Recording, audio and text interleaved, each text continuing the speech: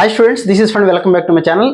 April 6కి సంబంధించి మనకు మార్నింగ్ షిఫ్ట్ ఈవినింగ్ షిఫ్ట్లో ఎన్ని మార్క్స్కి ఎంత పర్సెంటేజ్ రావచ్చు, నా అంచనా ఏంటి అనేటువంటిది ఈ వీడియోలో మీతో అయితే డిస్కస్ చేస్తాను. ఏప్రిల్ 4th 5th సంబంధించిన వీడియోస్ కూడా పెట్టాను, చెక్ చేసుకోండి ఒకసారి.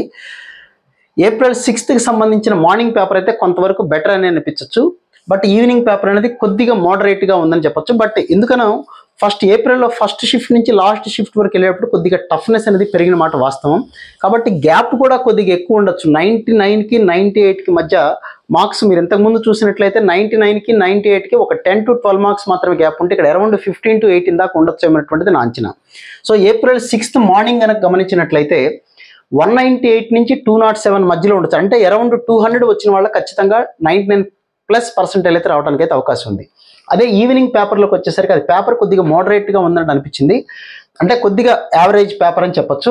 వాళ్ళకి 190+ కనుక వస్తే, నేను 192 అని రాశాను కానీ 195 కనుక వస్తే మీకు గ్యారంటీగా 99+ అనేది రావడానికి అయితే అవకాశం ఉంది. అలాగే 98% అయితే 179 దాటినా కూడా వస్తుంది. ఇక్కడ ఈవినింగ్ షిఫ్ట్లో అయితే 172+ మార్క్స్కి రావచ్చు అనేటువంటిది నా అంచనా. అలాగే 97% అనేది ఇక్కడ 156 అరౌండ్ 160కే రావచ్చు.